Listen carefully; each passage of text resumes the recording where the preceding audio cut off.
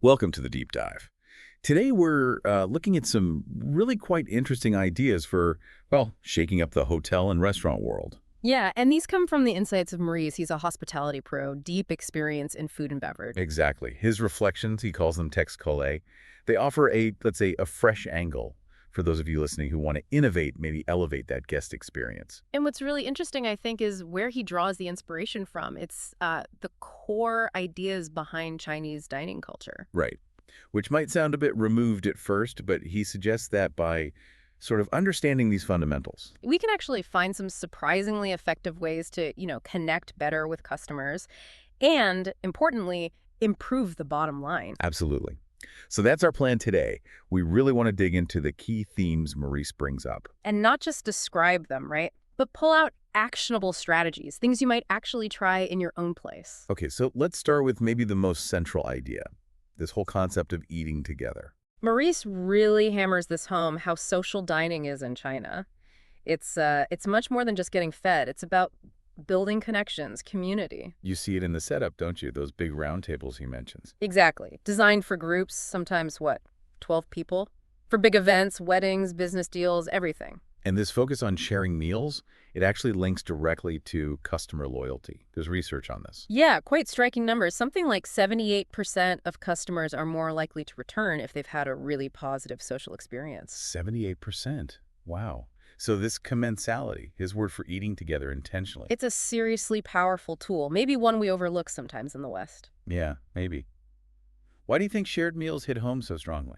Well, I think fundamentally we're social creatures, aren't we? We crave connection. Shared meals build memories, strengthen bonds. So in a restaurant, that translates to warmth, Hmm. community, something beyond just the menu. Precisely. And Maurice gives some solid ideas for how you can actually foster this. He talks about rethinking seating.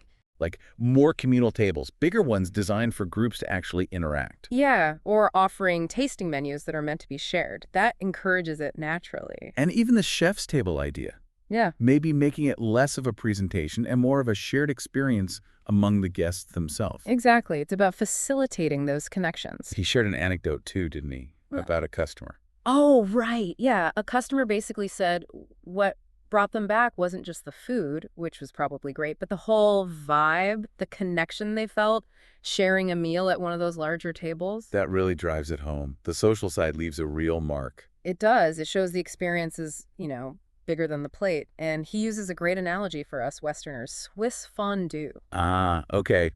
That makes it instantly relatable.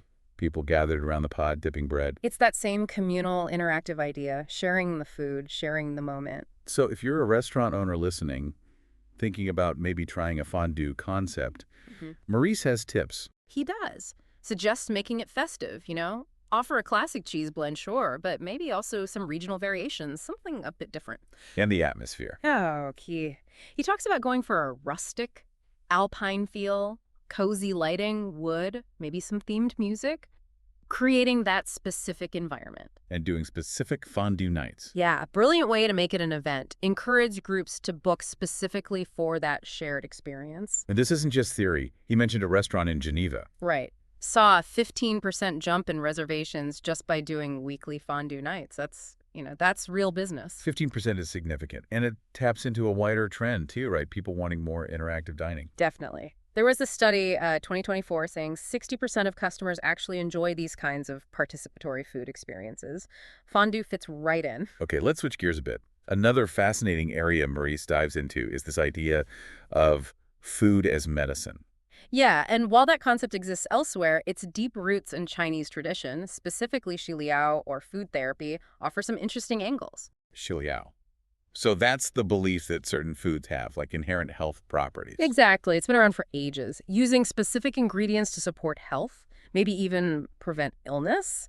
Maurice hints this might even play a role in China's high longevity rates. Like those fortifying soups or therapeutic rice porridges you hear about. Precisely. Food isn't just fuel. It's seen as a tool for well-being. So the question for restaurants is, how do you tap into this health interest? There, without making crazy medical claims you can't back up. Yeah. Right. And Maurice points out there's a real market here. About 67% of consumers say they pay more for foods with proven or at least perceived health benefits. 67% willing to pay more.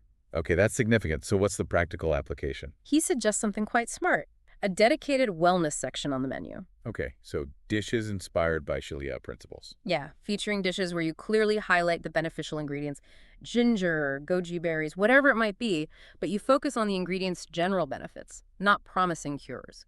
So it's about transparency and highlighting the good stuff without crossing the line into medical advice. Exactly. It's a balanced way to cater to that growing demand. Makes sense.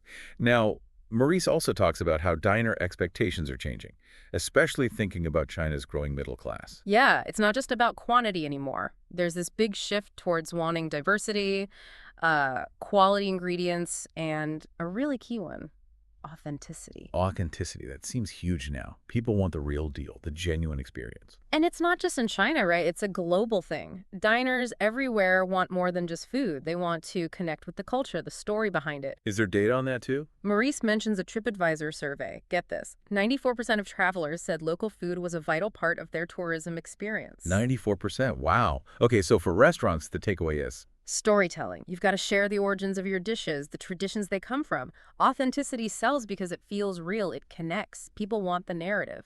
got it. Okay, let's talk tech. Maurice highlights how platforms like WeChat are used in Chinese restaurants in ways we might not expect. Oh, absolutely. It's way beyond just messaging. It's a serious marketing and customer engagement tool right there in the restaurant. So how does that work practically? QR codes. Yeah, imagine QR codes on every table. Scan it, and boom, you get the menu, but maybe also stories about the dishes, where the ingredients came from, even special offers. So it makes the menu interactive, richer. Totally enhances the whole experience. And there are tangible benefits too, right? Beyond just engagement. Yeah, Maurice cites Restaurant Business Magazine places using QR code menus saw, on average, a 21% increase in appetizer sales. 21% just from changing how the menu is accessed, that's pretty amazing. It suggests people maybe browse more, see tempting pictures, impulse order. And it doesn't have to be super complicated to set up, does it?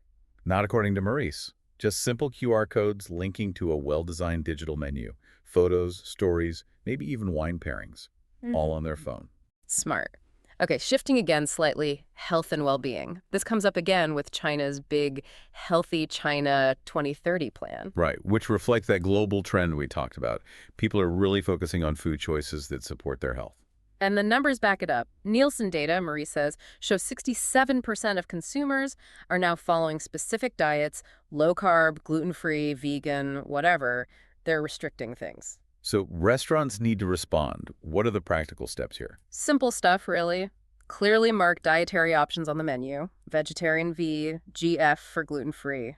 Make it easy for people. And maybe offer healthier versions of classic dishes, like a baked fish instead of fried. Exactly. Give people choices. And he shares a little success story, too, doesn't he? A small bistro. Oh yeah, apparently tripled its revenue just by adding clear symbols for allergens and diets on the menu. It just shows how much people value that clarity and consideration. Small change, big impact, potentially. Another really interesting cultural point Maurice brings up is intergenerational dining, the tradition of whole families eating together in China.